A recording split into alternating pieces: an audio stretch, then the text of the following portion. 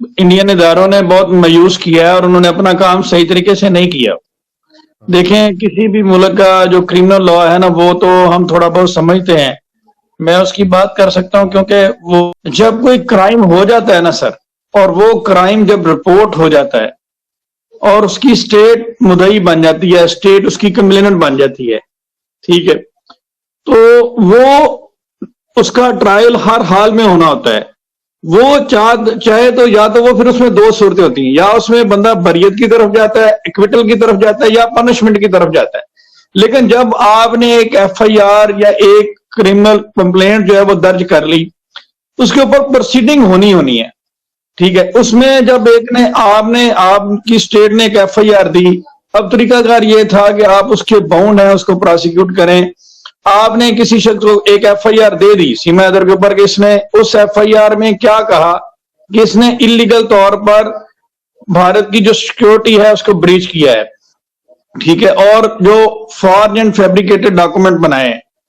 अब इसमें दो सूरतें हैं, या तो इंडियन गवर्नमेंट कहे कि जनाब हमने एक फेक एफआईआर दी थी और हमारे पास इसके कोई एविडेंस नहीं है और हम इस एफआईआर को कैंसिल कर रहे हैं, ठीक है, तो उसकी कैंसिलेशन रिपोर्ट बना के अदालत में सबमिट कर दे और अदालत फिर अपनी विजडम उसके ऊपर यूज करेगी और देखेगी ये जो पुलिस की रिपोर्ट है ये सही है या नहीं है। अगर वो एग्री करते हैं उस रिपोर्ट के साथ तो वो उस एफआईआर को कैंसिल करके फारिग कर देंगे। दूसरी सूरत यह है कि जो एफआईआर दर्ज हुई है उसके जो एविडेंस हैं वो ये पेश करें। अब सीमा हैदर का भारत में एंटर होना सबसे बड़ा एविडेंस।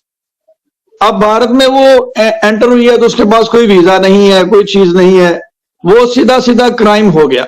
अब उसका कोई बच्चा हो, उसका कोई वो ब्रांड एम्बेसडर बन जाए, वो कोई सेलिब्रिटी बन जाए, वो कुछ भी बन जाए, उससे वो क्राइम जो है ना वो खत्म नहीं हो सकता, ना उसके ऊपर किसी किस्म की किसी अदालत से स्टे मिल सकता है, ठीक है। गुलाम हैदर उसको पाकिस्तान में मारता था, पाकिस्तान के लोग अच्छे नहीं थे, पाकिस्तान में राशन नहीं है, वो सारी बातें अलग हैं। उससे सीमा हैदर ने जो इलीगल तौर पे बॉर्डर क्रॉस किया है, जो भारत में घुसी है, वो जायज नहीं होगा, किसी सूरत जायज नहीं होगा, चाहे ये झाड़ू पकड़े चाहे जो भी। अब स्टेट की रिस्पॉन्सिबिलिटी क्या थी कि स्टेट ने जो एक एफआईआर दे के सबसे पहले कहा, स्टेट को किसने कहा था एफआईआर दे? अगर उन्होंने उसको शहरियत देनी थी वो ना देते एफआईआर। किसने कहा था कि आप एफआईआर दें? सबसे पहले आपने पकड़ा, उसको जेल में रखा, उसको बेल दी। अब उसके बाद आप बाउंड हैं कि उस एफआईआर का कंक्लूजन है। उस एफआईआर को आप इस तरह से नहीं रख सकते। एफआईआर के बाद शायद भाई नेक्स्ट स्टेप क्या होता है? इन्वेस्टिगेशन का। इन्वेस्टिगेशन क्या है? कलेक्शन ऑफ एविडेंस, ठीक है।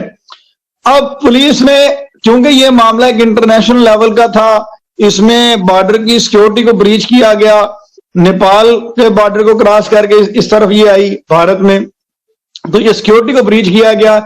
इसलिए उन्होंने अपनी गवर्नमेंट के जो हाईएस्ट इदारे हैं, जो फेडरल लेवल पे इदारे हैं, एटीएस वगैरह, उनसे इन्वेस्टिगेशन करवाई, ठीक है, वो करें।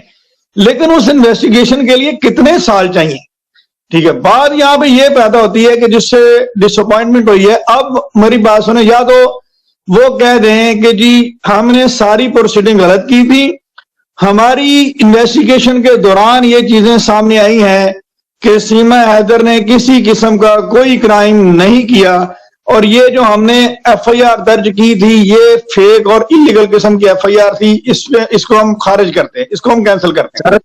आप असल में बात समझे नहीं लगता है। आपने तो अपने कानूनी लिहाज से बिल्कुल सही बताया। पब्लिक ये जानना भी चाहती थी। शायद भाई जब वो कह देंगे ना कि हमारी एफआईआर झूठी है और हमने इसको सेलिब्रिटी बना दिया, फिर तो गुलाम हैदर भारत में जाए। लेकिन जब वो इसको ट्रायल एंड करते हैं, इन्वेस्टिगेशन कंप्लीट कर दी और उसमें लिखा जाता है कि ये गिल्टी है और इस पर ट्रायल चलना चाहिए, फिर गुलाम हैदर ने भारत क्या लेने जाना है?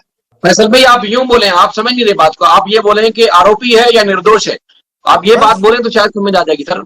लेकिन वो कहते हैं कि वो उन्होंने जांच मुकम्मल कर ली है, लेकिन वो आएंगे गुलाम हैदर तो उनकी जांच लगता है इस नतीजे पे पहुंची है कि गुलाम हैदर आए। तो देखिए सर, उससे है ना सीमा को मेन ये है कि वो बच्ची को इतना, आज ही के वीडियो एक देख रही थी मैं ऐसे ही, तो वो गोद में लिए थी, उसकी बोल रही थी दादी के साथ है ना अपनी बुआ क्या जा रही हैगी। तो फिर गुलाम हैदर के बच्चों को लेके पाकिस्तान में तशवीश बढ़ जाती है, यहाँ परेशानी बढ़ जाती है। गुलाम हैदर की सूरत हाल आपने देखी, आप खुद इस पे नजर रखे हुए हैं। तो अब कब वापस आएंगे, क्या सूरत हाल तब्दील होगी, कोई उम्मीद है भी या नहीं है? देखें शायद भाई, उम्मीद तो अब हमें अपनी अदालतों से है, चाहे इस तरफ की हो और या उस तरफ की हो। मुझे ये लगता है कि हमें विदाउट टाइम वेस्ट किए अब अदालतों से रुजू कर लेना चाहिए, क्योंकि एक कोशिश जो रोशन साहब की तरफ से भी रही और फिर बनी साहब की तरफ से भी रही कि डिप्लोमेटिक चैनल्स पे इस चीज को हैंडल किया जाए, तो बड़े अफसोस की बात है ऐसा नहीं हो पा रहा है। तो अब अदालतों से वक्त आ गया कि हम अदालतों से रुजू करें और उनकी मदद मांगे। आप देखें, हम अभी कल या परसों मेरे साथ किसी ने शेयर किया कि 5 महीने से एक 15 साल पाकिस्तानी बच्चा है, अली बनारस, एबटाबाद से उनका ताल्लुक है, वो इंडिया की जेल के अंदर कैद है, उन तक भी उनके पेरेंट्स को एक्सेस नहीं मिल रहा है। तो आप ये देखें कि वो बच्चा है, छोटा माइनर बच्चा है जिसको जेल में रखा हुआ है इन लोगों ने, और सीमा को उन्होंने इम्यूनिटी दी हुई है और बच्चियों के साथ उनकी इज्जतें वहां पे महफूज नहीं है, नाजेबा हरकत की जा रही है, जिसका हम पहले दिन से रोना रोते हुए आ रहे हैं। पहले एक वीडियो रिलीज होती है जिसमें वो सचिन पूछता है किसने निलाया है, कैसे निलाया है, और उसके बाद कल लाइव उनका एक 5-6 दिन पहले एक लाइव ब्रॉडकास्ट होता है और ड्यूरिंग दी लाइव नाजेबा हरकत छोटी बच्ची के साथ की जाती है। बड़े अफसोस की बात है। देखिए, दुख इस बात का होता है कि जब ये कहा जाता है कि मदर अंडर हाउस अरेस्ट है और वहां की एक बड़ी एजेंसी का नाम लिया जाता है, उसकी सुपरविजन में है, तो उसकी सुपरविजन में होते हुए इस तरह की नाजेबा हरकत हो तो बड़े अफसोस की बात है। ये कहते हैं हम 5वीं बड़ी इकोनॉमी है, हम चांद पर पहुंच गए हैं, हमने ये लॉ बना दिया, हमने वो लॉ बना दिया, और खुद उनका ही शहरी सरेआम खुलेआम चाइल्ड अब्यूज करता है, उसको कोई पूछने वाला नहीं है।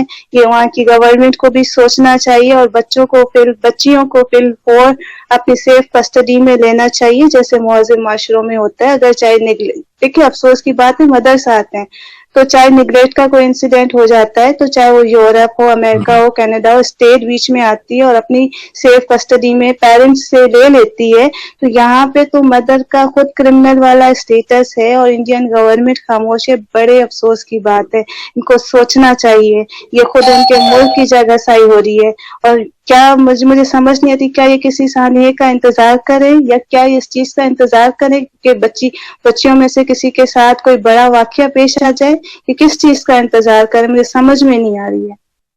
अब एक चीज और आप जरा खुद आप ही बताएं कि एक चीज है कि सीमा के बारे में जिस तरह लोग बताते हैं कि वो खुद इस चीज को यानी कि बच्चियों को भी उसमें पेश किया, वो जब खुद नहीं कुछ कर पा रही उसके सामने जो कुछ हरकतें हैं, तो फिर दूसरे लोग उसके करैक्टर पे भी हैरत का इजहार कर रहे हैं कि कभी भी कोई माँ इस तरह नहीं बर्दाश्त कर सकती।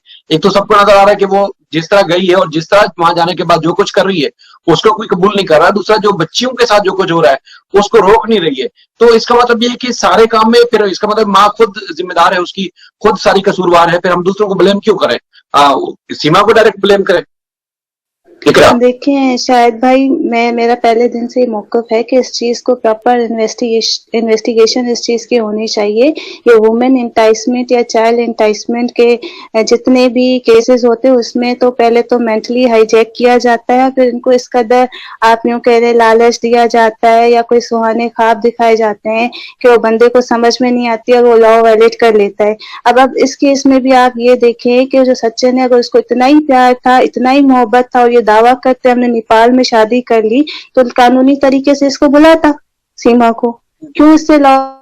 जी मैं एक बात कहूंगा आप सभी को कि जो ये मुद्दा काफी 8 से 9 महीने से चल रहा है और ये एक ऐसी एक बात है जो सीमा हैदर की, जो 4 बच्चों को पाकिस्तान से भारत में घुसी बैठी है और हमने आवाज उठाई है, सूर्य वर्मा ने आवाज उठाई है और मैं कहूंगा कि इसको जल्द से जल्द, अगर गुलाम हैदर अपना वीजा के साथ भारत आता है तो ये जल्द से जल्द डिपोर्ट होगी। इसके 4 बच्चे जाएंगे क्योंकि वो भी अभी गुलाम हैदर के हैं और वो सीमा हैदर अभी भी गुलाम हैदर के निकाह में है, क्योंकि सचिन का कोई उससे जी सचिन का कोई निकाह नहीं है। सर मेरा सवाल ये है, मेरा सवाल ये है मेरा सवाल ये है कि वो गुलाम हैदर से पूछ के नहीं गई, वो गुलाम हैदर की किसी भी डॉक्यूमेंट के साथ उस वक्त अटैच नहीं है जब वहां जाती है। गुलाम हैदर की मर्जी से नहीं बल्कि इंडिया के कानून तोड़ के इंडिया के अंदर वहां मौजूद है, तो वहां गुलाम हैदर को कदम रखने की क्या जरूरत है?